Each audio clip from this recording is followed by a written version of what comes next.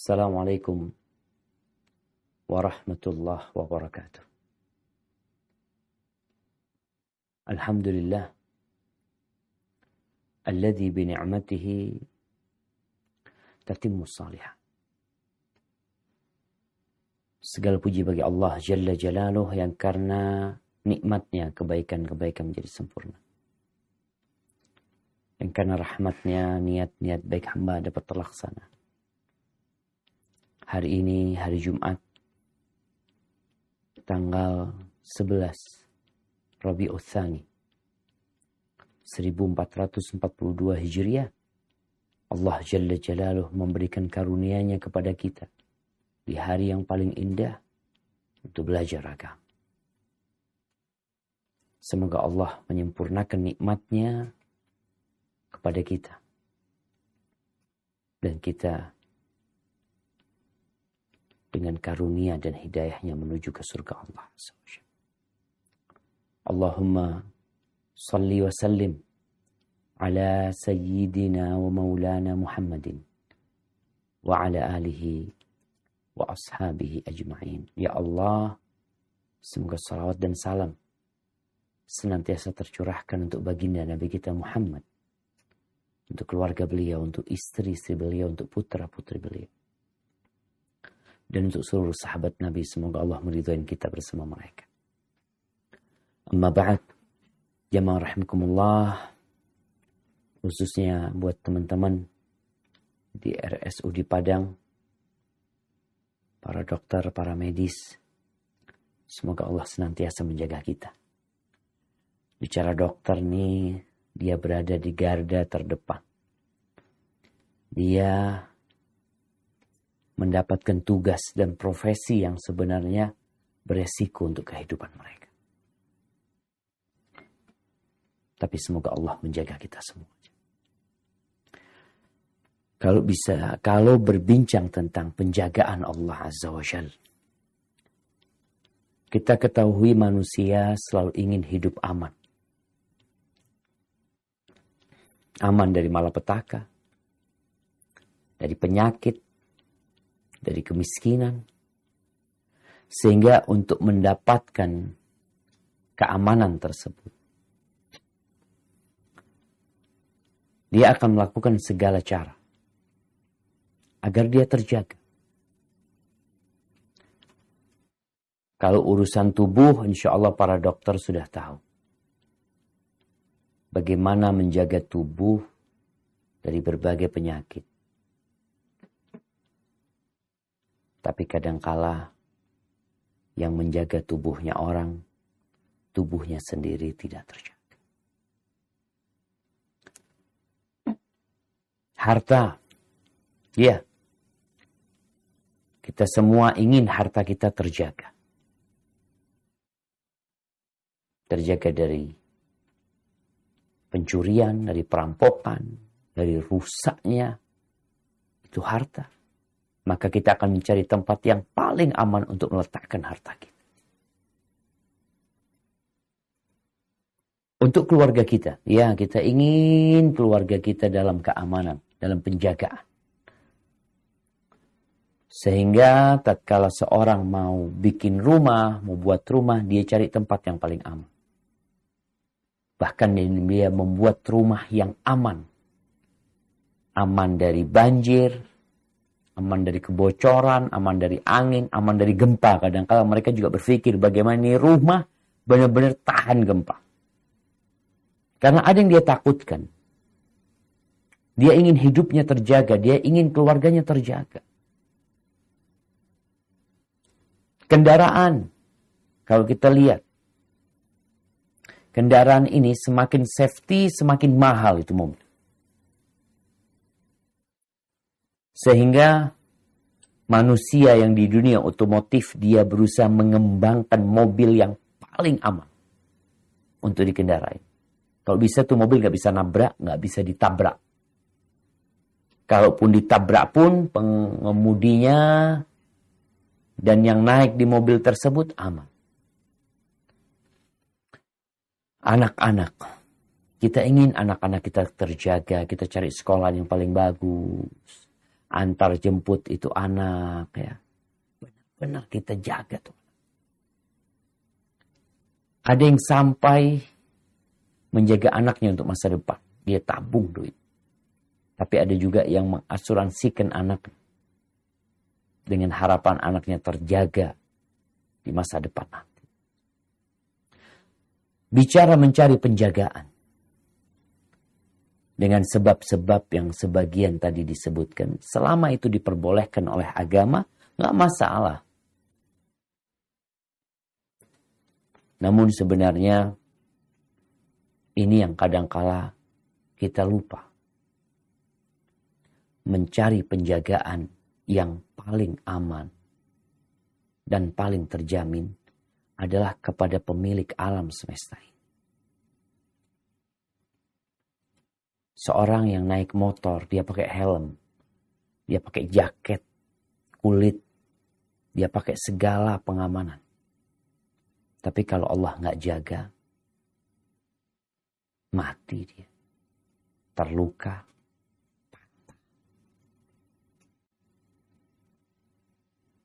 Karena sejatinya yang punya alam semesta ini Allah Azza. Kalau kita lihat bapaknya Nabi Yusuf alaihissalam, Nabi Ya'qub alaihissalam. Bagaimana dulu peristiwa Yusuf yang hilang. Yang katanya dimakan oleh serigala. Cerita kakak-kakak. Padahal tidak. Kemudian selang berapa tahun, 30 tahun kemudian atau 40 tahun kemudian diceritakan. Nih kakak-kakaknya minta izin lagi sama bapaknya untuk membawa adiknya Nabi Yusuf, Benyamin. Mau dibawa ke Mesir, dari Palestina mau dibawa ke Mesir. Apa kata bapak? Mungkin kita bisa membaca di surat Yusuf ayat 64. Silahkan dibaca.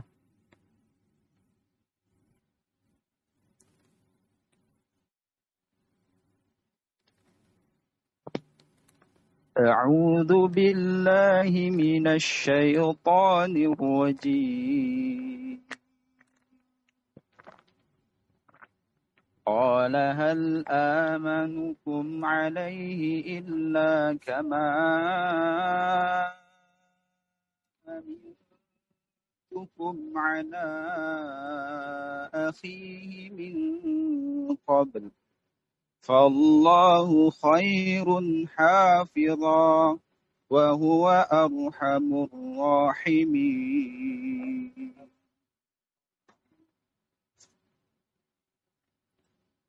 Dia Yakub berkata, bagaimana aku akan mempercayakannya Bunyamin kepadamu seperti aku telah mempercayakan saudaranya Yusuf kepada kamu dahulu. Maka Allah adalah penjaga yang terbaik dan dia maha penyayang di antara para penyayang. Subhanallah jemaah. Iya. Kalau kita menyerahkan penjagaan kepada manusia, tidak sedikit pagar yang makan tanaman. Orang yang dikasih amanah, yang disuruh jagain, malah ternyata dianya yang melakukan pengkhianatan dalam penjagaan. Satpam. Kadangkala satpamnya yang membantu perampoknya masuk. Kong kali kong antara satpam dengan dia. Yang perampok. Maka Nabi Ya'qub alaihissalam menyebutkan Fallahu khairun hafidh. Allah adalah sebaik-baiknya penjaga. Wa huwa arhamur rahimin. Bukan cuma jagain Allah. Allah itu adalah yang pengasih di antara semua yang pengasih. Nabi Ya'qub sayang sama Nabi Yusuf alaihissalam. Tapi Nabi Ya'qub tahu Allah lebih sayang sama Nabi Yusuf daripada bapaknya kepada anak. Maka agar kita mendapatkan penjagaan dari Allah SWT, apa yang harus kita lakukan? Di dalam hadis yang diriwayatkan oleh Imam At-Tirmidzi. Yang hadis ini termasuk hadis dalam kumpulan 40 hadis. Arba'in Nawawiyah. 40 hadis yang disusun oleh Al-Imam An-Nawawi. Hadis ini bernomor 19. An Abil Abbas, Abdullah ibn Abbas, radhiyallahu anhum.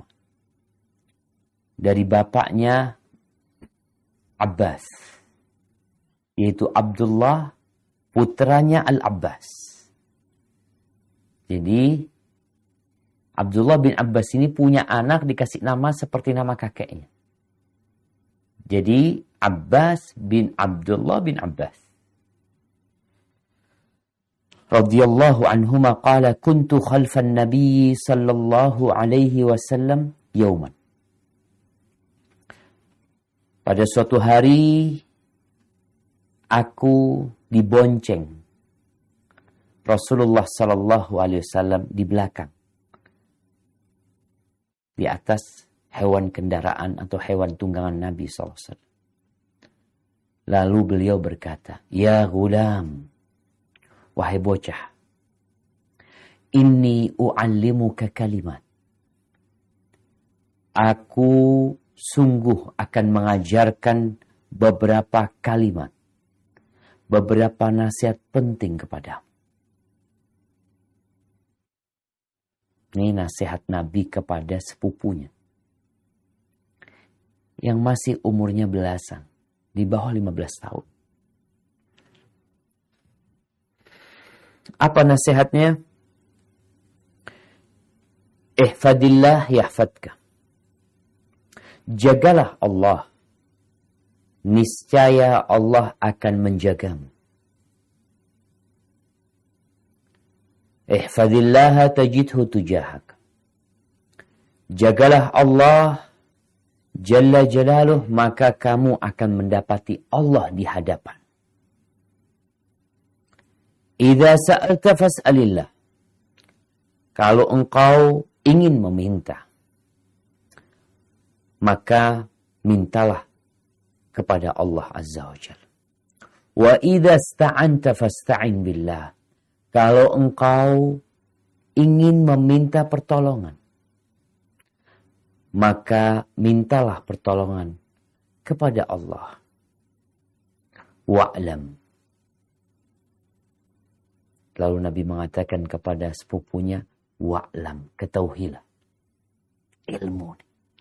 Ambil nih ilmu. Annal ummata law ijtama'at ala an yanfa'uka bi syai'in lam yanfa'uka illa bi syai'in qad katabahu Allah. Qad katabahu Allah lak. Andai kata seluruh umat manusia bersatu padu untuk memberikan manfaat kepadamu, maka mereka tidak akan pernah bisa memberikan manfaat kecuali untuk sesuatu yang Allah sudah tetapkan atas diri atau untuk diri. Sebaliknya, wa in ijtama'u ala an yadurruka bi syai', kalau mereka bersatu padu berkumpul untuk memberikan bahaya kepadamu, untuk membahayakan diri, lam yadurru, maka mereka tidak akan mampu untuk membahayakan dirimu. Seluruh umat manusia, 8 miliar manusia. Kok di Indonesia nih, kita bicara 270 juta manusia. Kalau mereka mau membahayakan anak, apakah mereka nggak bisa? Di situ ada tentara, ada polisi, ada semua orang, ada presiden, ada gubernur. Masa mereka nggak bisa membahayakan diri? Nggak bisa. Mereka nggak akan membahayakan dirimu kecuali Allah sudah menetapkannya atas diri. Rufi'atil aqlam wa jaffatis suhuf. Pena itu sudah diangkat dan lembaran-lembaran itu sudah kering. Dan di riwayat lainnya, di riwayat selain Imam Tirmidzi, Nabi SAW mengatakan, ihfadillah tajidhu amam. Jagalah Allah, engkau akan mendapatinya di hadapanmu selalu. Ta'arraf ilallahi fil rakha' ya'rifka fil syiddah. Kenalkan dirimu kepada Allah Kenalkan dirimu kepada Allah. Kapan? Ketika engkau sedang berbahagia, ketika engkau sedang gembira, ketika engkau sedang bersukaria. Niscaya Allah akan mengenali dirimu tatkala engkau susah. Wa'alam annama akhta'aka lam yakun liyusib. Ketahuilah bahwa apa yang luput dari dirimu, memang dia ketetapannya nggak akan menimpamu. Sebaliknya, wa ma asabak lam yakun liukhti'ak. Yang menimpamu nggak akan luput dari dirimu. Makanya nggak perlu orang itu mengatakan, andai kata ini, andai kata. Mungkin ada teman-teman yang kena COVID ya. Lalu dia mau andai kata aku tadi nggak kumpul, andai kata. Nggak ada andai kata. Katakan qadarullah wa ma syaa fa'al. Wa'lam anna an-nasra ma'as sabri. Dan ketahuilah bahwa kemenangan itu bersama kesabaran. Wa annal faraja ma'al karbi. Dan bahwasanya kemudahan itu selalu menyertai kesulitan. Wa anna ma'al, ya, yang namanya disingkapnya kesedihan, kesusahan, itu akan ada. Jadi ketika engkau susah, akan datang tuh kemudian. Wa anna ma'al usri yusra. Bersama kesulitan itu ada kemudahan. Ahibati fillah.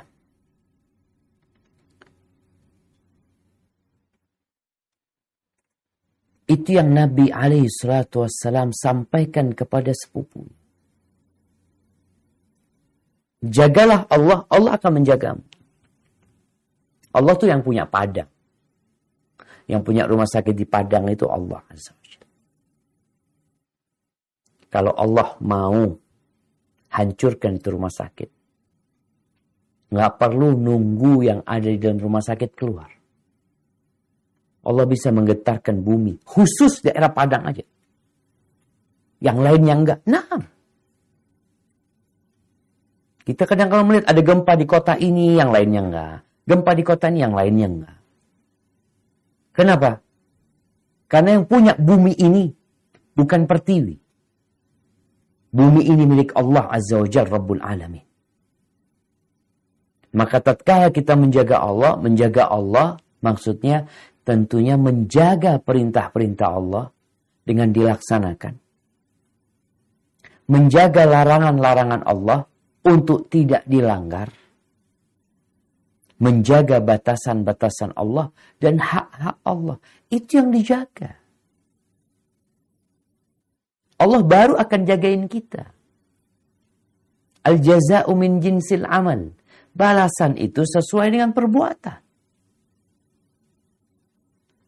Nggak mungkin orang nanam apel, tahu-tahu keluarnya mawar.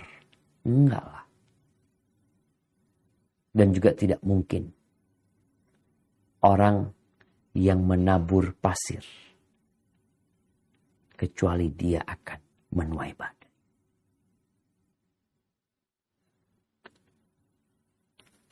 Di antara contoh sesuatu yang harus kita jaga supaya Allah jagain kita adalah menjaga sholat. Teman-teman nih yang jadi dokter, jangan sampai karena kesibukan dia menjaga pasien, lupa untuk menjaga dirinya dengan sholat. Bukan hanya pakai APD. Orang berpikir menjaga diri dengan pakai APD. Sekarang ini perlu minum vitamin, minum jamu. Insya Allah aman dari COVID. Ya, mungkin itu jadi sebab. Tapi engkau harus jaga Allah SWT. Yang memindahkan itu penyakit. Yang menularkan itu penyakit ke fulan, ke fulan, ke fulan. Kenapa fulan yang kena? Kenapa fulan enggak? Makanya kadang kala tuh ada satu yang terkena COVID-19, lalu di tracking orang-orang yang berhubungan sama dia, nggak ada yang kena. Dia doang yang kena. Kenapa? Karena yang memindahkan itu penyakit Allah Azza wa Jalla. Maka jagalah sholatnya. Teman-teman yang di rumah sakit, yang menjadi tim medis, engkau jaga sholatmu dan jaga sholatnya pasien. Apa urusan anak sama dia, Ustaz? Kerjaan anak kan, sebagai seorang perawat umpamanya, ya hanya sekedar ngasih obat, ngecek tubuh dia, selesai. Urusan ibadah, urusan dia sama Allah SWT. Enggak, itu urusanmu juga. Bukankah yang sakit itu saudaramu? Bukankah kalau engkau membesuk dia dengan niat membesuk orang yang sakit, saudara muslim yang sakit, di pagi hari engkau datang membesuk dia, ada 70.000 malaikat yang berselawat buat engkau sampai sore. Maka jangan katakan itu bukan urusanku. Jaga sholat. Di surat Al-Baqarah ayat 238. Allah berfirman secara khusus masalah penjagaan sholat. Nah, tafadhal dibaca.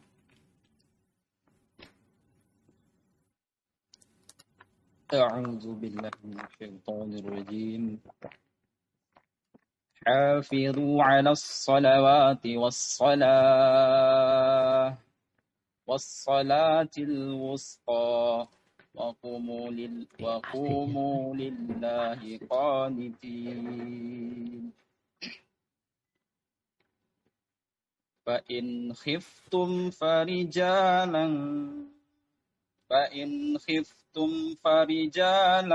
فرجالا أو ركبانا فإذا أمنتم فاذكروا الله كما علمكم ما لم تكونوا تعلمون. Barakallahu fiik.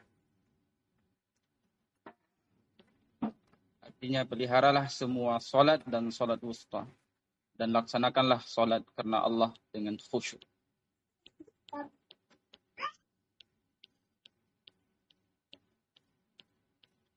Nah, jika kamu takut ada bahaya, solatlah sambil berjalan kaki atau berkendaraan. Kemudian apabila telah aman, maka ingatlah Allah. Solatlah sebagaimana Dia telah mengajarkan kepadamu apa yang tidak kamu ketahui. Tuh lihat jemaah. Allah perintahkan kita menjaga semua solat, khususnya solat wusta. Solat wusta, pendapat yang rajih adalah solat asar. Solat asar. Ketika pada kerja, kadang-kadang sebagian, ya solat asarnya udah dekat waktu pulang. Sehingga dia berpikir nanti pulang dulu. Sampai rumah akhirnya ada kesibukan. Ditunda tuh solat sehingga matahari hampir tenggelam. Jaga sholat. Khususnya sholat wusta. Fa'in khiftum farijalan aw rukbana. Dalam kondisi perang, dalam kondisi takut sholat. Di mana sholat? Dalam kondisi ketakutan. Atau dalam kondisi berkecamuknya peperangan. Farijalan aw rukbana. Jalan kaki sholat. Jalan kaki. Iya.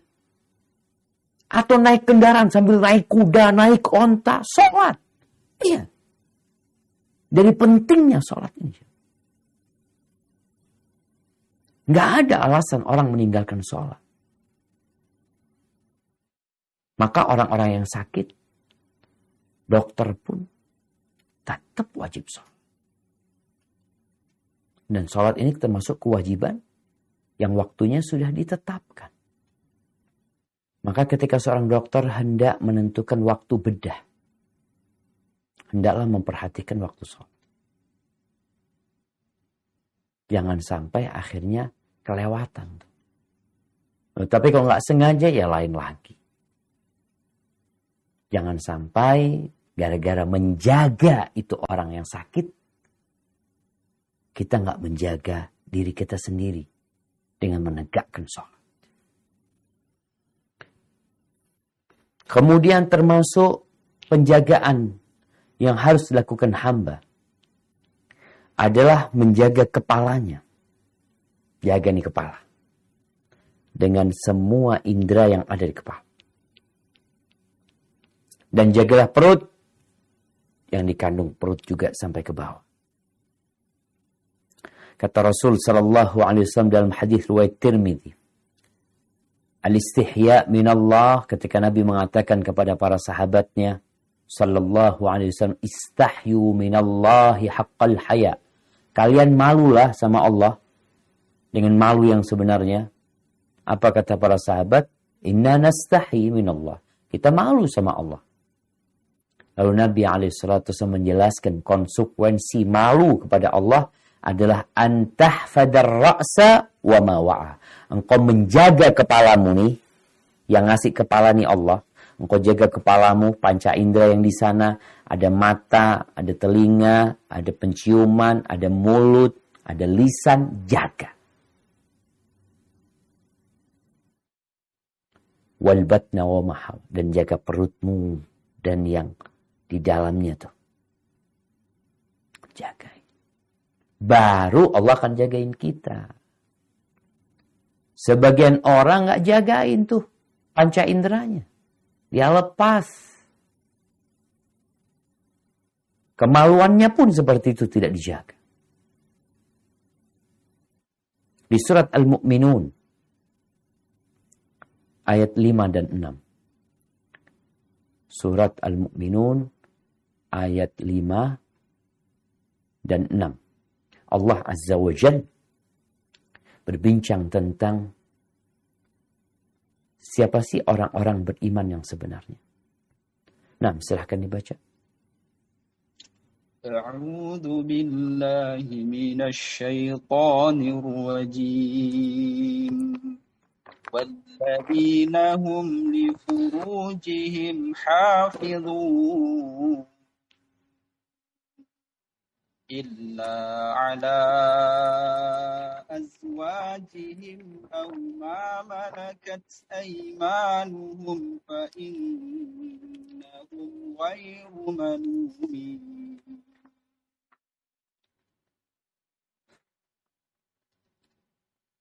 Nah, orang-orang yang memelihara kemaluannya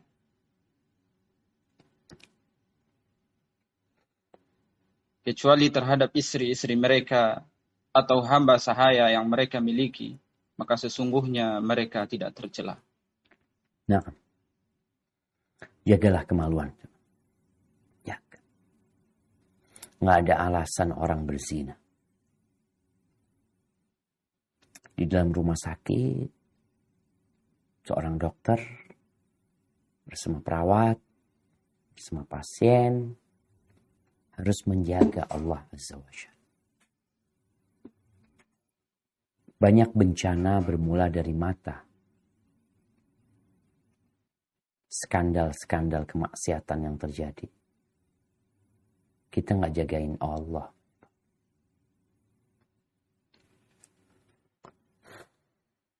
Ada aturan yang harus ditegakkan. Ada aturan rumah sakit dan ada aturan Sang Pencipta rumah sakit dan pencipta diri kita. Taati aturan Allah Subhanahu wa Ta'ala. Karena mereka yang tidak menjaga Allah Azza wa Jalla di kemaluannya, Allah nggak akan jaga keluarga dia. Makanya orang-orang yang berzina, na'udzubillah, rumah tangganya nggak dijagain semua. Ada seorang anak yang berzina lalu menikah. Ibunya marah-marah sama ini anak. Akhirnya itu anak, ya, urusan sama ibunya. Dia sudah dewasa, dia sudah bisa bekerja sendiri, udah tidak lagi bersandar kepada orang tuanya. Akhirnya anak dia pun berzina. Sama kayak bapak dan ibu. Karena dia nggak jagain Allah. Gimana Allah mau jagain keluargamu?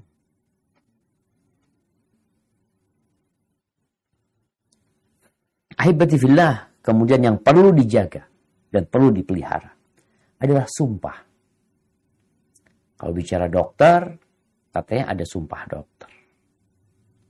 Harus ada yang dijaga tuh. Sumpahnya jangan sekedar ya untuk formalitas. Allah berfirman di surat Al-Ma'idah berkaitan dengan menjaga sumpah ini. Nah, silahkan dibaca.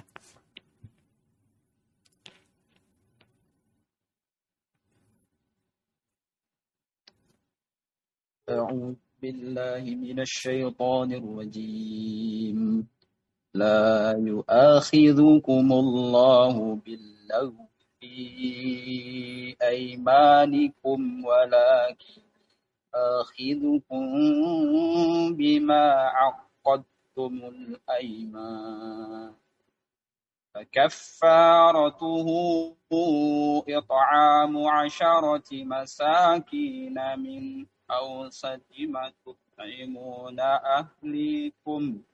أهلكم أو كسوتهم أو تحرير رقبة فمن لم يجد فصيام 3 أيام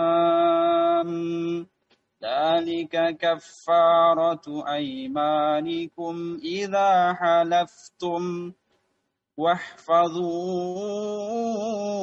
أيمانكم كذلك يبين الله لكم آياته لعلكم تشكرون. Allah tidak menghukum kamu disebabkan sumpah-sumpahmu yang tidak disengaja untuk bersumpah. Tapi dia menghukum kamu disebabkan sumpah-sumpah yang kamu sengaja. Maka kafaratnya atau denda pelanggaran sumpah ialah memberi makan 10 orang miskin, yaitu dari makanan yang biasa kamu berikan kepada keluargamu, atau memberi mereka pakaian, atau memerdekakan seorang budak, hamba sahaya. Barang siapa tidak mampu melakukannya, maka kafaratnya berpuasalah 3 hari. Itulah kafarat sumpah-sumpahmu apabila kamu bersumpah. Dan jagalah sumpahmu. Demikianlah Allah menerangkan hukum-hukumnya kepadamu agar kamu bersyukur kepadanya. Barakallahu fikum. Jaga. Kalau sumpah, orang tuh dipegang omongan. Jaga. Jangan sampai kita mengkhianati sumpah kita. Kita nggak jagain tuh sumpah, Allah nggak jagain kita. Dan orang yang menjaga Allah Azza wa Jal dengan melaksanakan perintah Allah, menjauhi larangannya, aturan Allah dia wujudkan dalam kehidupan ini, maka Allah akan menjaga dia, menjaga keimanan dia, menjaga diri dia dan keluarganya serta hartanya. Allah akan jagain. Nah, kita tahu Nabi Ibrahim alaihissalam. Apa yang terjadi dengan Nabi Ibrahim? Dilemparkan ke api sama kaum.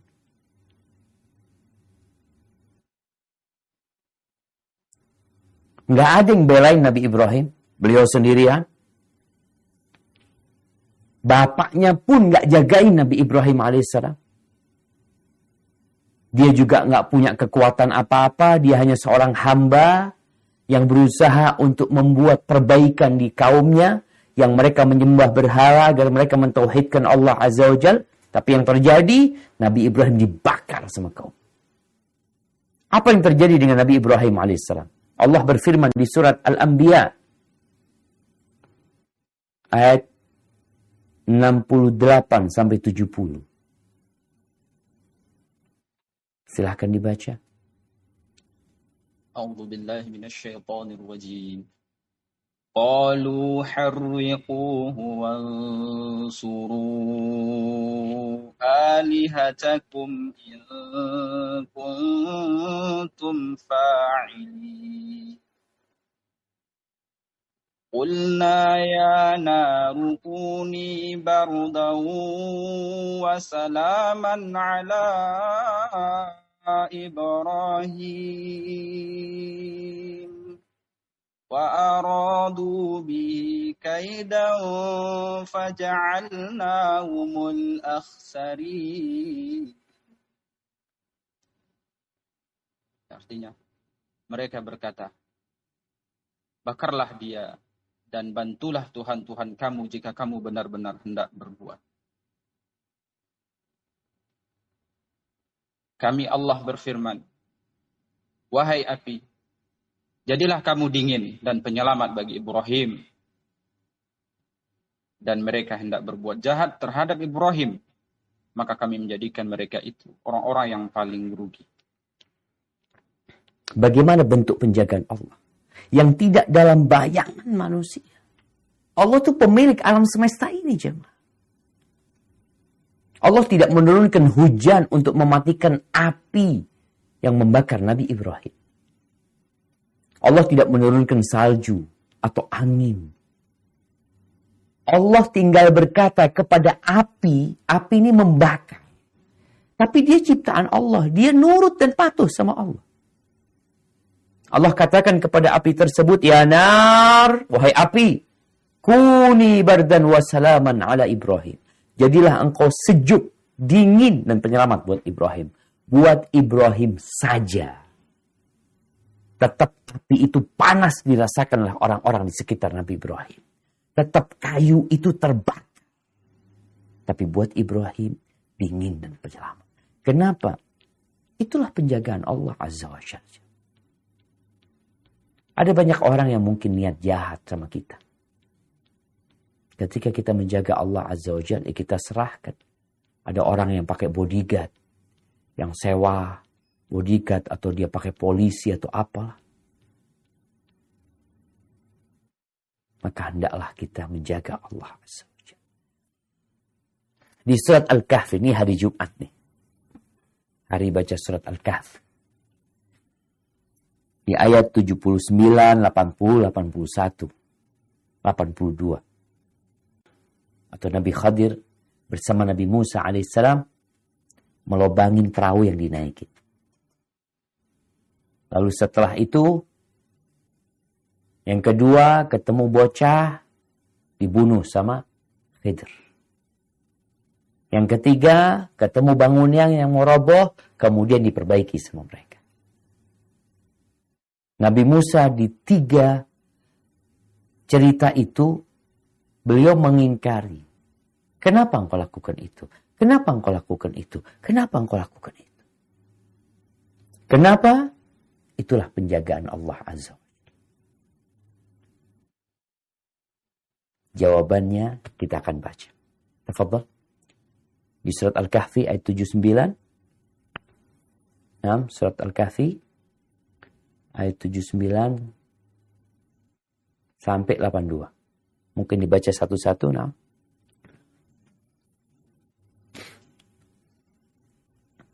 A'udzu billahi minasy syaithanir rajim. Fakanat sakina ya'maluna fil bahri fa'aradtu an a'ibaha wa kana wara'ahum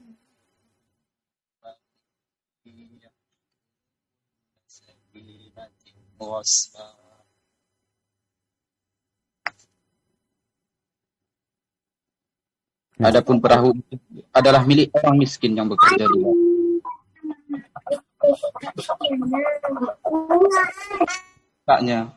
Karena di hadapan mereka ada seorang raja yang akan merampas setiap perahu. Barakallahu fiik. Nih, Nabi Musa dan Khidir naik perahu gratis, dirusak perahunya. Orang akan berpikir, nah ini perusakan harta ini. Enggak, itu penjagaan. Allah mau jagain nih orang. Ini orang baik yang punya perahu. Gimana penjagaannya? Dilobangin itu perahu. Karena di hadapan mereka ada raja yang merampas semua perahu yang bagus. Dengan ada cacatnya perahu dia, nggak jadi tuh raja ngambil. Itu penjagaan Allah Azza wa Jalla. Allah kirim Nabi Musa dan Nabi Khidir melakukan itu. Jadi kadangkala penjagaan Allah itu tak tahu kita jamaah. Kita tahu-tahu naik motor kempes, bannya nggak jadi kita berangkat. Bisa jadi itu penjagaan Allah untuk dirimu. yang kita tidak mengetahui. Baik. Cerita yang kedua, bocah yang dibunuh. Ayat 80-81. Silakan dibaca. Wa ammal ghulamu fakana abawahu mu'minaini fakhashina an yurhiqahuma tughyanan. Dan adapun anak budak kafir itu, kedua orang tuanya mukmin, dan kami khawatir kalau dia akan memaksa kedua orang tuanya kepada kesesatan dan kekafiran. Lanjut. Lanjut. Fa'aradna ayyubadilahuma rabbuhuma khairan minhu zakah wa aqraba ruhmah. Kemudian kami menghendaki sekiranya Tuhan mereka menggantinya dengan seorang anak lain yang lebih baik kesuciannya daripada anak itu dan lebih sayang kepada bapaknya. Barakallahu fikum jamaah. Kita lihat nih. Ini bentuk penjagaan Allah. Dimatikan itu anak. Dalam kondisi orang tuanya kan sedih ketika anak itu mati. Tapi ternyata kematian anak itu penjagaan dari Allah Azza wa Jalla. Bukan cuma dijaga fisik kedua orang tua, tapi dijaga keimanannya. Dan di antara penjagaan Allah yang paling indah adalah tatkala iman kita dijagain sama Allah. Nggak jadi murtad kita. Nggak jadi maksiat kita dijagain sama Allah SWT. Bagaimana Allah menjaga Masyitah binti Fir'aun. Allah jagain Masyitah. Ketika anaknya satu persatu dimasak, terakhir dia sama bayinya. Kesian nih ibu sama tuh bayi. Allah jagain Masyitah, tuh bayi bisa bicara. Allah bikin itu bayi bicara. Agar ibunya kuat keimanan. Engkau berada di atas kebenaran, wahai bunda. Terjun tuh Masyitah ke kuali yang berisi minyak panas. Ini penjagaan keimanan. Cerita Ashabul Ukhdud. Tatkala ribuan, bahkan dikatakan 20.000 manusia dimasukkan ke parit-parit yang penuh dengan api. Karena mereka beriman kepada Allah dan hari akhir. Ada seorang perempuan yang sedang menggendong bayinya. Dia kesian juga sama tuh bayi. Tuh bayi bisa bicara. Ini penjagaan Allah. Untuk menjaga keimanan. Jadi anak-anak yang meninggal dunia kadangkala itu bentuk penjagaan Allah Azza wa Jalla buat engkau. Maka berbaik sangkalah sama Allah Subhanahu wa taala. Kemudian yang terakhir, ini berkaitan dengan bangunan rumah. Nah, silahkan.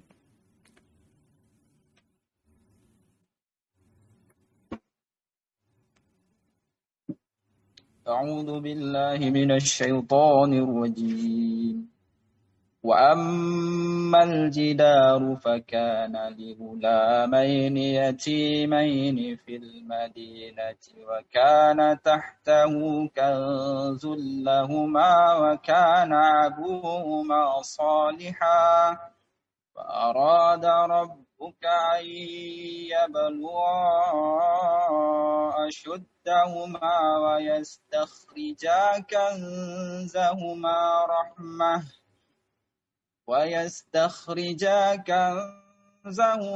رحمة من ربك وما فعلته عن أمري ذلك تأويل ما لم تستع عليه صبرا. Dan adapun dinding rumah itu adalah milik dua anak yatim di kota itu, yang di bawahnya tersimpan harta bagi mereka berdua. Dan ayahnya seorang yang soleh, maka Tuhanmu menghendaki agar keduanya sampai dewasa dan keduanya mengeluarkan simpanannya itu sebagai rahmat dari Tuhanmu. Apa yang ku perbuat bukan menurut kemauanku sendiri. Itulah keterangan perbuatan-perbuatan yang engkau tidak sabar terhadap.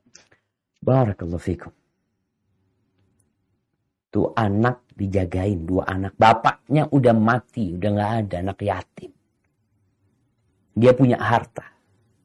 Kalau tembok itu rubuh, takut ada orang yang lewat, kemudian harta itu terlihat dan diambil semua. Maka Allah kirim. Kenapa? Bapaknya orang soleh. Tuh anak dijagain karena bapaknya jaga Allah Azza wa Jalla. Jadi kita kalau ingin anak-anak kita dijaga sama Allah Subhanahu wa taala, jaga Allah. Bapaknya jadi orang soleh. Bicara nanti bagaimana masa depan anak kita, orang tua kan, dia siapkan toko, dia siapkan usaha, dia sekolahkan anaknya sebagai bentuk penjagaan orang tua, sebagai bentuk kasih sayang orang tua kepada anak-anaknya. Ya, nggak apa-apa. Tapi jagalah Allah Azza wa Jalla. Kalau engkau tinggalkan harta buat anak-anakmu, Allah bisa bikin itu harta habis dalam sehari, 2 hari. Tapi kalau engkau orang soleh, dan engkau ajarkan kesolehan kepada anak-anak, insya Allah, Allah akan menjaga kita semuanya. Dan penjagaan dari perbuatan kemaksiatan, banyak cerita-cerita penjagaan Allah jamaah. Nabi Yusuf alaihissalam dijaga. Diajakin berzina sama perempuan cantik, Allah jaga Nabi Yusuf. Dan itu penjagaan yang paling agung, yaitu dijaga keimanan kita dari kekufuran. Dan kita dijaga dalam kondisi Islam sampai ajal menjemput kita.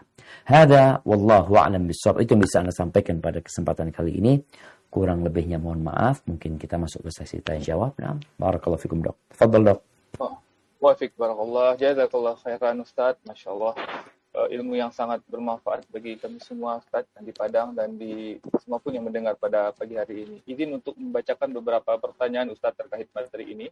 Yang pertama, Bismillah, Assalamualaikum warahmatullahi wabarakatuh. Izin bertanya Ustaz. Saya dan anak-anak sedang ditimpa musibah penyakit kanker. Awalnya saya yang sakit Ustaz, lalu anak-anak saya dan saat ini salah satu anak saya nyaris mengalami kebutaan. Bagaimana cara meyakini bahwa Allah Subhanahu wa taala selalu bersama kami dan selalu memberi pertolongan kepada kami sekeluarga Ustaz? Karena jujur, saya sering sekali merasa khawatir dengan keadaan saya dan anak-anak saya. Bagaimana cara menghilangkan rasa khawatir yang terkadang rasakan terlalu berlebihan Ustaz? Jazakallahu khairan atas jawabannya. Masya Allah. Nah, jemaah. Allah kalau cinta sama hambanya, Allah kasih bala. Idza ahabballahu qauman ibtalahum. Kalau Allah cinta kepada hamba, Allah akan kasih bala. Wa idhamul jaza ma'a idhamil bala. Besarnya balasan Allah sesuai dengan besarnya bala yang ditimpa oleh orang itu. Ada orang yang pilek, beda sama orang yang kena kanker. Ada orang yang kena kanker mungkin beda sama orang yang kena stroke. Ada orang yang buta dengan ada orang yang mungkin hanya satu mata yang tidak dapat melihat. Jadi, takaran balasan nanti sesuai dengan bala yang menimpa hamba. Dan Allah kalau cinta kepada hamba, Allah kasih bala buat mereka. Faman radhiya falahur ridha. Barang siapa yang ridha dengan ketentuan Allah, maka Allah akan ridha sama mereka. Waman sakhita falahus sakhat. Tapi kalau dia marah, murka, maka bagi dia kemurkaan dari Allah SWT. Ketahuilah bahwa kehidupan ini ujian. Di dunia ini kita bukan tempat bersenang-senang. Tapi di sini tempat perjuangan untuk menuju ke surga Allah Azza wa Jalla. Kalau Allah memberikan bala kepada keluarga tadi, maka berbaik sangkalah sama Allah SWT. Karena bala itu menghapuskan dosa dan mengangkat derajat. Berbaik sangka mungkin Allah Azza wa Jalla meletakkan buat engkau dan keluargamu derajat yang tinggi di surga, yang amalanmu nggak cukup untuk sampai ke sana. Tapi dengan bala itu, bisa jadi engkau sampai ke tempat itu. Kemudian dalam kondisi yang seperti itu, banyak-banyak istighfar, mohon ampun sama Allah Subhanahu wa Ta'ala. Dan lihatlah kepada yang di bawahmu. Sehingga kita ini akan terhibur ketika melihat orang yang lebih susah daripada kita. Karena kalau kita melihat kepada yang di atas terus, kita nggak akan bersyukur kepada Allah. Dan anak-anak perlu dikuatkan hati mereka ya. Bahwasanya yang kita perjuangkan ini bukan kota Padang. Kalau ada satu orang berjuang untuk menguasai kota Padang. Kecil kota Padang tuh. Sumatera kecil. Yang diperjuangkan adalah yang seluas langit dan bumi ini. Dengan kesabaran Allah akan berikan itu kepada mereka. Maka insya Allah dengan cara melihat kepada yang di bawah ya. Baca sejarah orang-orang yang dikasih bala sama Allah. Kemudian mereka bersabar. Kemudian apa yang Allah berikan kepada mereka. Dan kalaupun engkau susah. Engkau sakit. Engkau dalam kesulitan. Itu gak lama. Sebentar lagi akan pergi. Karena fa inna ma'al usri yusra. Inna ma'al usri yusra. Bersama kesulitan itu ada kemudahan. Bersama kesulitan itu ada kemudahan. Dan lihatlah kepada nikmat Allah yang lainnya yang Allah berikan kepada dirimu. Hadza wallahu a'lam bissawab. Jazakallah khairan Ustaz. Pertanyaan selanjutnya Ustaz. Afwan ingin bertanya Ustaz. Ini mungkin pertanyaan dari salah satu pegawai kami yang bekerja di Rumah Sakit RSUD Dr. Rasidin Padang, di mana merupakan rumah sakit khusus COVID di Sumatera Barat pada saat ini. Saat ini kami petugas COVID sudah merawat pasien dengan ikhlas dan ditangani semaksimal mungkin. Namun di sisi lain kami petugas juga ada sisi mengharapkan jasa untuk kami yang sudah bekerja. Apakah ini dapat menghilangkan pahala kami Ustaz? Mohon penjelasannya. Jazakallah khairan. Barakallahu fikum. Iya jemaah. Di sini seorang dokter, seorang tenaga medis, dia memang sudah bekerja. Dia dapat gaji. Atas kerjaannya dia dapat gaji. Dia sekolah, belajar ilmu tersebut, kemudian dia berada di rumah sakit, dia akan mendapatkan gaji. Bagaimana sekarang dia niatkan pekerjaannya itu lillahi ta'ala. Jadi dia bukan menggunakan ibadah untuk mencari dunia. Enggak. Karena sejatinya kerjaan dia memang itu. Yang dia harus lakukan sekarang adalah berharap pahala dengan pekerjaan itu. Gaji dapat, nggak usah dikhawatirkan. Jadi nggak usah berharap gaji, karena gaji itu memang sudah diberikan. Jadi orang bekerja memang sudah ada kontraknya, dia dapat gaji. Tapi bagaimana selain gaji dia dapat pahala? Maka niatkan tatkala merawat pasien-pasien tersebut adalah berbuat baik kepada mereka. Niatkan tatkala kita membesuk orang yang sakit. Niatnya apa? Ya kita tiap hari datang. Dokter nih ada yang namanya kunjungan. Tiap pagi kunjungan dia keliling. Tinggal bagaimana dia niatkan kunjungan bukan sekedar untuk ya mengobatin itu pasien. Tapi sebagai saudara muslim dia berkunjung. Dia niatkan hal itu. Yang dari situ dia akan mendapatkan pahala. Karena innamal a'malu binniyat. Adapun kerjaan dokter dia, medis dia sebenarnya itu sudah digaji. Sekarang bagaimana memanfaatkan pekerjaan untuk mendapatkan karunia Allah Azza wa Jalla? Ya tentu dengan niatnya. Jadi niatnya bukan cari duit. Niat cari duitnya adalah bekerja sebagai dokter. Tapi niat ketika dia berkunjung, melayani, ada niat di diri dia. Yaitu untuk memberikan bantuan kepada saudara muslim. Makanya tadi Anda ingatkan. Kalau memang benar niatmu lillahi ta'ala, ingatkan pasien-pasien kepada Allah subhanahu wa ta'ala. Ya mungkin ada pasien yang marah, yang gak suka, gak ada masalah. Yang penting Allah suka sama diri kita. Hadza wallahu a'lam bissawab. Jazakallah khairan Ustaz. Tanya selanjutnya Ustaz. Assalamualaikum warahmatullahi wabarakatuh. Ustaz, Waalaikumsalam warahmatullahi wabarakatuh. Jika saudara dan kerabat meminta untuk dibuatkan surat keterangan suatu pemeriksaan, di mana hal tersebut tidak dilakukan. Mungkin sejenis surat keterangan kesehatan mungkin Ustaz. Satu sisi ada pemikiran membantu saudara tersebut dan di sisi lain Anda takut hal tersebut masuk ke dalam perbuatan dosa. Bagaimana baiknya yang Anda lakukan? Gimana Bang? Khairan. Gimana Bang? Halo? Bisa diulangi, Dok? Oh, baik, siap.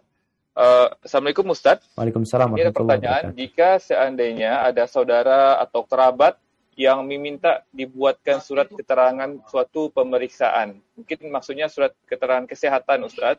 Sementara pemeriksaan itu tidak kita lakukan. Ini bagaimana hukumnya gitu, Ustaz? Oke. Nah, iya jemaah. Yang pertama, tadi kita sempat singgung masalah sumpah dokter. Dokter itu disumpah. Dokter itu ada kontrak dia yang harus dia penuhi. Kalau ada kerabat kita, saudara kita yang minta surat keterangan sehat, ini itu, ya kita periksa dia seharusnya. Apalagi engkau seorang dokter. Kau sampaikan nggak ada masalah, aku akan keluarkan, tapi periksa dulu. Karena ini sudah menjadi ladang fulus di beberapa tempat ya. Jadi surat keterangan itu hanya sekedar basa-basi. Nggak ada urusan dia sehat, nggak sehat ya. Kadang kala di tempat orang mulai mau ngambil SIM, ada harus keterangan sehat. Wajib bagi orang yang memeriksa itu dengan benar. Bukan semuanya lulus. Maka nasihat ana buat dokter yang dimintain, kasih arahan. Aku akan berikan. Ayo periksa. Kalau mungkin dia bicara, aduh aku nggak punya duit ini itu, bismillah. Sebagai saudara, tanggung. Tapi jangan sampai kita memberikan keterangan sehat padahal dia tidak sehat. Ini yang akan menjadi bumerang buat kita pada hari kiamat nanti. Mungkin kita mengatakan, Ustaz, daripada ana ribut sama keluarga, Ustaz, ana kasih lah. Jangan. Kau nanti akan ribut sama dia di hadapan Allah SWT. Hada wallahu a'lam bishawab. Jazakallahu khairan Ustaz. Pertanyaan selanjutnya Ustaz, ini bagaimana Ustaz hukumnya kita mengikuti asuransi? Karena seringkali asuransi ini didasarkan pemikiran ketakutan akan kejadian sesuatu yang di masa depan. Di antaranya kalau bagi kami saat ini dokter, sekarang mulai ada asuransi profesi namanya Ustaz, di mana nanti jika kita mengalami tuntutan hukum, maka nanti ada asuransi yang membantu biaya tentang hukum tersebut, begitu. Ataupun mungkin asuransi pendidikan bagi anak, ataupun asuransi kendaraan. Apakah ini bentuk yang usaha yang dibolehkan, atau ini suatu hal yang sebaiknya kita hindari? Jazakallahu khairan. Barakallahu fiik. Naam jamaah. Kalau bicara asuransi tergantung akadnya. Kebanyakan akad asuransi itu mencari keuntungan sebenarnya. Jadi kita membayar sesuatu yang nggak pasti.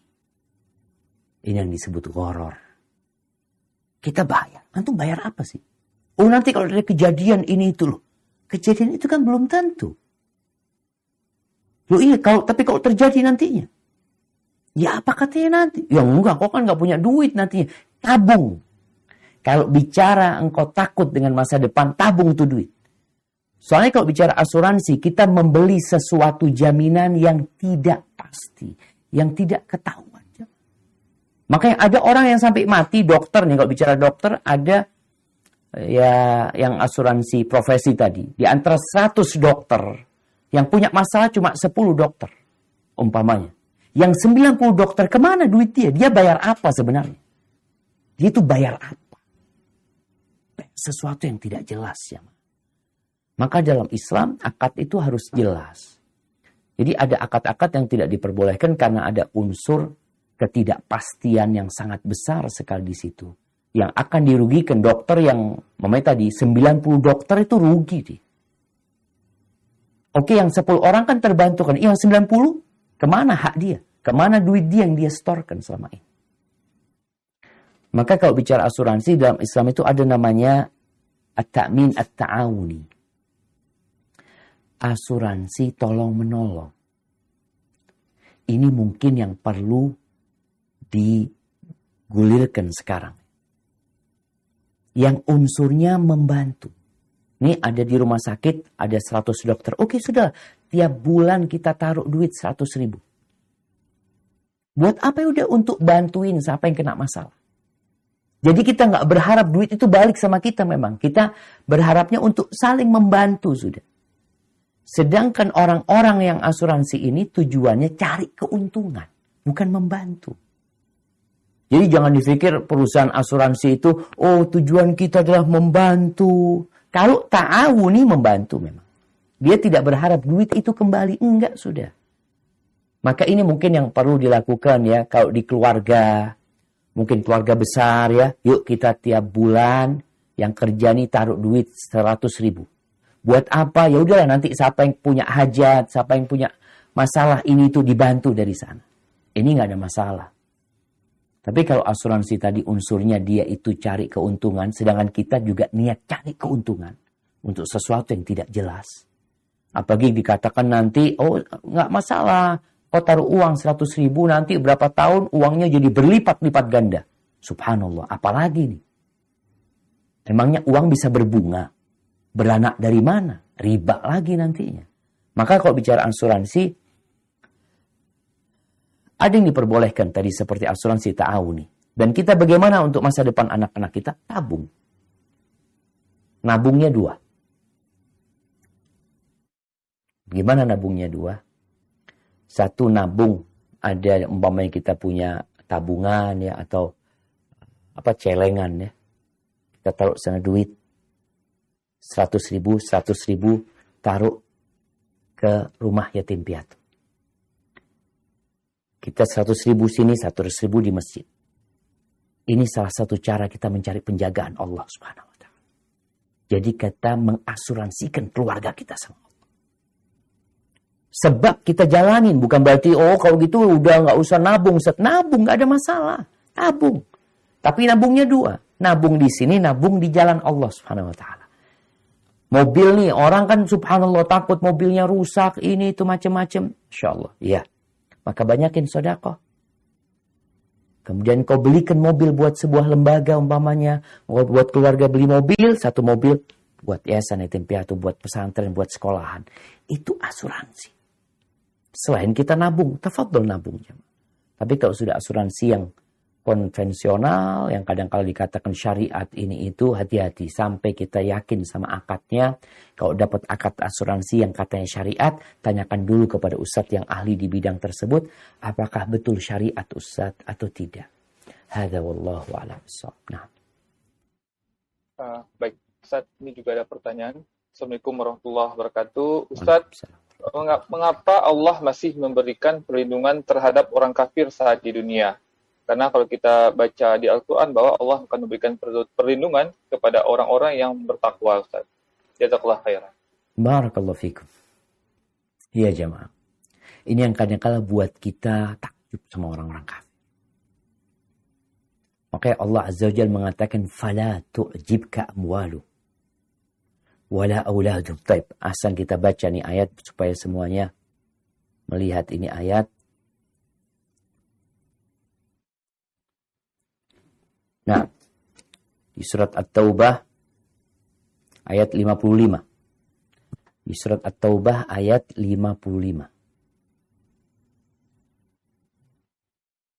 Nah, ya Allah berfirman, ana bacakan, "Fala tu'jibka amwaluhum wala auladuhum.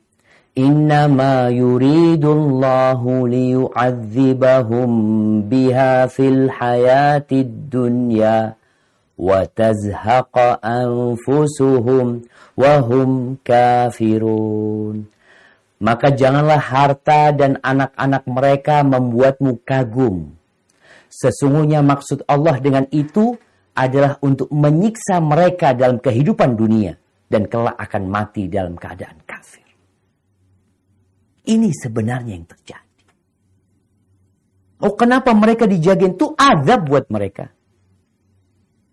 Apakah kita berpikir mereka hartanya terjaga? Ustaz, dia tambah kaya, Ustaz. Anak-anaknya tambah sukses. Azab buat mereka. Oh, nanti di akhirat, di dunia, mereka tersiksa. Tersiksa apanya? Batinnya tersiksa. Seharusnya orang kaya ya, itu orang yang paling tenang hidupnya. Udah gak kepikiran macam-macam. Tapi ada orang yang tidur pun tidak nyaman. Maka jangan takjub sama mereka. Kemudian balasan buat orang-orang kafir itu di dunia. Jadi kalau ada orang kafir berbuat baik di dunia, ada orang kafir sedekah, kita lihat ada orang-orang kafir yang sosial, betul. Yang gak pernah sujud sama Allah, tapi dia suka bantu orang lain. Apakah ada balasannya? Iya. Allah akan berikan balasan sempurna di dunia. Karena di akhirat gak dapat apa-apa. Jadi seperti itu. Adapun orang-orang yang beriman, Allah akan jaga. Dan penjagaan Allah yang paling indah adalah penjagaan iman kita. Bukan urusan harta dan fisik kita. Iman kita mati dalam kondisi Islam. Dapat apa? Dapat surga yang luasnya seluas langit dan bumi.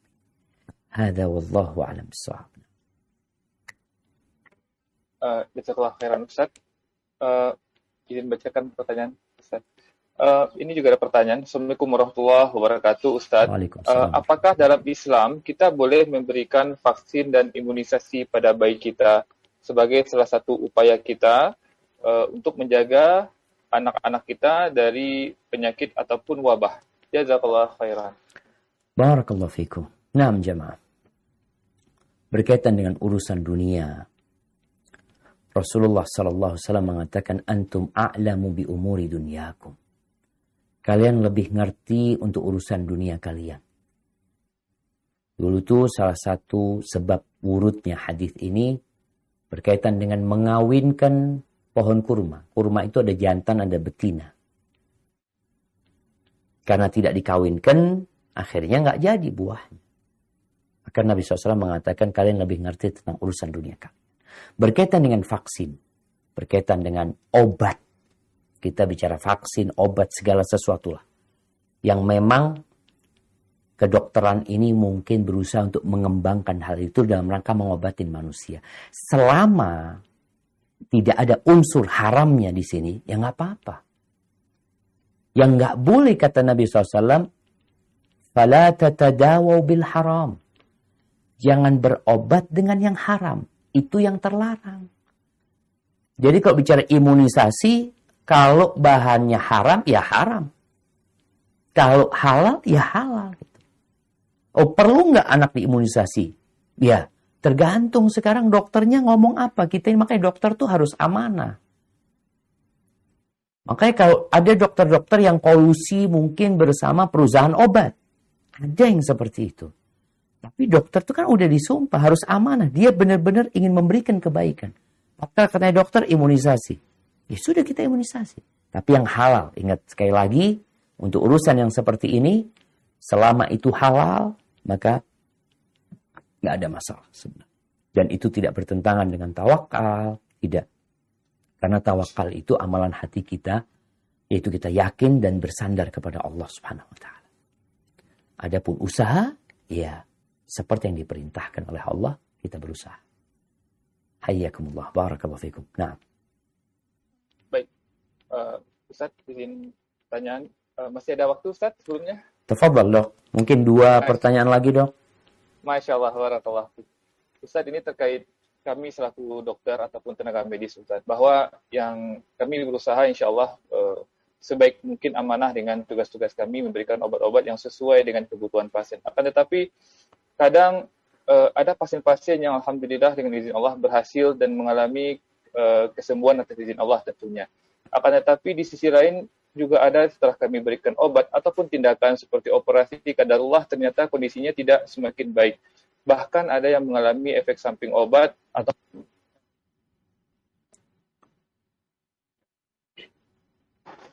kalau seperti ini Ustaz, kalau seperti ini bagaimana pertanggungjawaban kita nanti di akhirat Ustaz? Apakah kita akan ditanya dengan efek samping obat ataupun dengan operasi yang tidak berhasil Ustaz?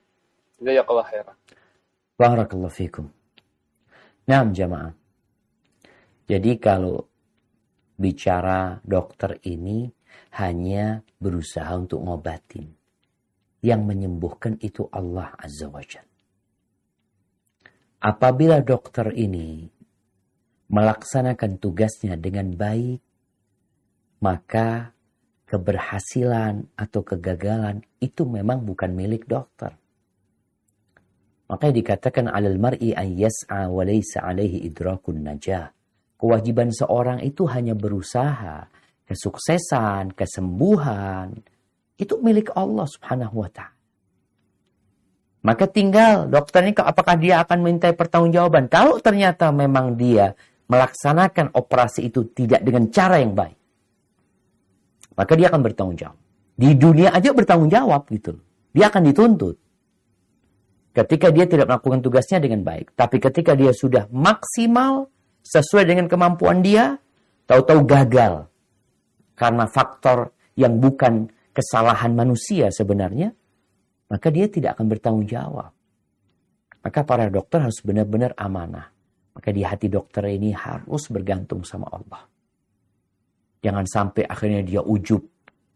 Ketika orang-orang di luar mengatakan, oh kalau yang operasi dokter fulan, oh Masya Allah, aman sudah semuanya. Enggak. Yang menyembuhkan itu Allah. Dokter ini cuma usaha. Tadi yang dikatakan dokter. Bisa jadi ini sembuh, yang ini mati. Maka insya Allah apabila sudah melaksanakan tugasnya dengan baik, dia tidak akan mempertanggungjawabkan. Di dunia pun dia nggak akan mempertanggungjawabkan. Tapi kalau dia ternyata coba-coba, ya, kadangkala ada obat. Kalau bicara obatnya, kadangkala kan memang dokter ini menjadi targetnya perusahaan obat. Datang ke dokter, dok ada obat baru dok, ini macam-macam. Akhirnya dokter nih menyarankan obat yang dia sendiri nggak yakin sebenarnya. Dan ada obat yang lebih bagus sebenarnya. Tapi karena tawaran ini lebih menggiurkan, ini obat ditinggalkan, ini pasien dikasih obat ini. Tanggung jawab nanti di hadapan Allah Subhanahu wa Ta'ala. Karena di antara hak saudara kita sesama muslim, kalau dia minta nasihat, kau harus memberikan nasihat kepada dia. Jangan mengkhianati pasien. Hadza wallahu a'lam bissawab. Masya Allah, jazakallah khairan Ustaz, sangat mencerahkan. Pertanyaan selanjutnya Ustaz. Bismillah, Assalamualaikum warahmatullahi wabarakatuh. Ustaz, Ana sejak mengenal agama yang sesuai dengan sunnah, hidup Ana terasa lebih terarah. Tapi Ana hijrah sendiri Ustaz. Dan suami Ana belum. Kadang banyak perbedaan di antara kami sekarang. Tapi Ana selalu berusaha sabar dan membagi ilmu kebaikan dengan suami. Tapi suami belum menanggapi semua itu. Semakin Ana berikan masukan, kadang suami marah. Apa yang harus Ana lakukan Ustaz? Apalagi Ana memilih apakah Ana memilih diam saja? Syukran Ustaz, jazakallahu khairan. Naam, barakallahu fiik. Ya jemaah rahimakumullah. Allah berfirman, wa ja'alna ba'dakum li ba'din fitnatan atasbirun. Kami menjadikan sebagian kalian ujian untuk sebagian lainnya. Apakah kalian bersabar? Apa tidak? Seorang suami diuji sama istrinya dan ada seorang istri yang diuji sama suami. Tugas seorang yang hijrah, yang pertama dia harus memahami tabiat jalan hijrah. Hijrah itu perjuangan, meninggalkan tempat kebanyakan orang untuk mempertahankan dan menjaga keimanan kita. Nabi SAW ketika hijrah, beliau menjadi target orang-orang musyrikin dan mau dibunuh oleh kaum dalam perjalanan hijrah beliau. Maka buat seorang istri, ketika mendapati suaminya belum hijrah, maka dia punya tugas untuk mengajak suaminya. Bagaimana cara mengajak Ustaz kalau dia marah-marah, ribut akhirnya kalau ngobrol sama suami? Yang pertama, berikan pelayanan yang paling maksimal dari istri kepada suami. Kau kan udah belajar. Dengan kau hijrah, kau tahu haknya suami. Sampai kata Nabi SAW, "Lau kuntu amiran ahadan an yasjuda li ahadin la amartul mar'ata an tasjuda li zawjiha." Kalau aku memerintahkan kepada seorang untuk sujud buat orang lain, niscaya aku akan perintahkan kepada seorang wanita untuk sujud kepada suami. Jadi hendaklah kau sebagai istri semakin maksimal melayani suami. Sehingga suami ini melihat perubahan istri, mencolok sekali dalam urusan pelayanan. Bukan dalam urusan nasihat. Kadang-kadang suami terus kasih masukan-masukan, tapi pelayanan dari istri tetap kayak yang dulu. Sehingga istri ini merasa, suami ini merasa istrinya kok tambah jelek gitu setelah ngaji. Sampai ada cerita seorang laki-laki nih, yang dia curhat sama sahibnya. Dia berkata, aku melihat istriku sekarang berubah. Pakai kerudung yang panjang-panjang ya. Aku takut kata dia. Tanya sama sahibnya. Coba engkau lihat. Perubahan istrimu itu positif apa negatif? Kalau perubahan istri negatif ya hati-hati. Kata suami kayaknya positif sih. Dia semakin melayani. Semakin care. Semakin respect sama suami. Ya kalau sudah bagus lanjutkan kata dia. Maka di sini istri harus benar-benar menunjukkan pelayanan dia kepada suaminya Kalau bicara apakah didiamkan suami? Enggak. Nanti ketika engkau sudah memberikan pelayanan yang maksimal sama suami, sambil pijitin kakinya suami, ngobrol sama suami, bang, aku tuh baca kayak gini bang. Bener enggak bang ya? Jadi dipancing suami ini bagaimana dia sebagai pemimpin, sebagai komandan di rumah, memberikan arahan-arahan kepada istrinya. Ya sambil didoakan suami. Sabar. Hadza wallahu a'lam bishawab. Pertanyaan selanjutnya mungkin terakhir. Assalamualaikum Ustaz. Waalaikumsalam warahmatullahi wabarakatuh. Bertanya, ada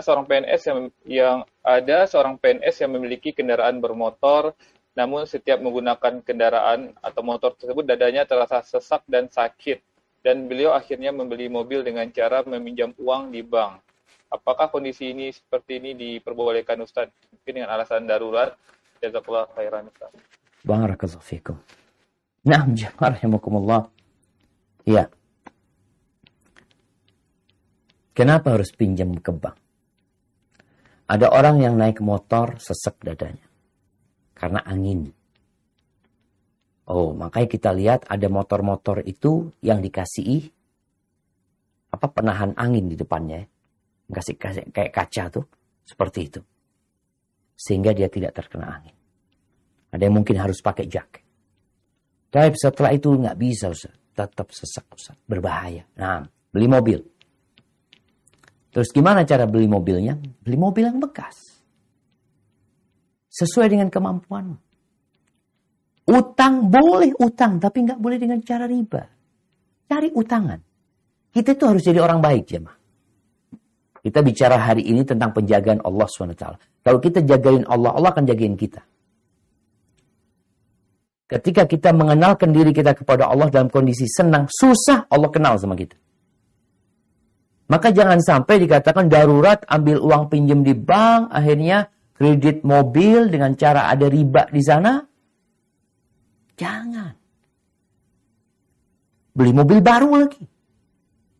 Maka hendaklah engkau beli mobil sesuai dengan kemampuan. Adalah mobil-mobil yang seharga motor. Ada. Ana masih ingat, Ana awal pakai mobil di Indonesia dulu pulang dari Madinah itu, beli mobil harga 17 juta. Harganya motor, lebih mahal. Motor apa? Mungkin harganya motor Beat itu jemaah. Orang bisa punya mobil. Ya memang mobilnya ala kadarnya. Yang penting kan gak sakit, gak punya utang gitu loh. Maka kalau dikatakan darurat, enggak. Ketika masih ada pilihan lainnya. Cuma kadangkala orang mencari pilihan yang paling mudah buat dia.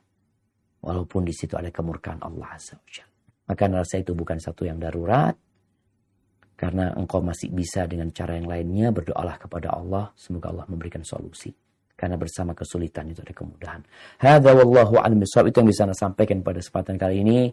Kurang lebihnya mohon maaf. Apabila benar yang Anda sampaikan itu dari Allah Jalla Jalaluh. Kalau ada yang salah dan kurang berkenan itu dari diri Anda pribadi. Allah dan Rasulnya terbebaskan dari kesalahan itu. Subhanakallahumma wa bihamdika asyhadu an la ilaha illa anta astaghfiruka wa atubu ilaik. Anda kembalikan ke dokter. Tafadhal dok. Masya Allah. Jazakallah khairan Ustaz. Barakallahu fikum atas kajiannya yang sangat bermanfaat. Semoga memberikan ilmu dan berkah bagi kita semua. Kembali kami mengucapkan terima kasih kepada Ustaz dan seluruh tim pada pagi hari ini. Kita tutup kajian hari ini dan kami pun mohon maaf jika terdapat kesalahan dan kekurangan selama kajian ini. Semua kedepannya kita bisa kajian bersama lagi ya Ustaz. Baik, kita tutup dengan doa kafaratul majelis. Subhanakallahumma wa bihamdika asyhadu an la ilaha illa anta astaghfiruka wa atubu ilaik. Assalamualaikum warahmatullahi wabarakatuh.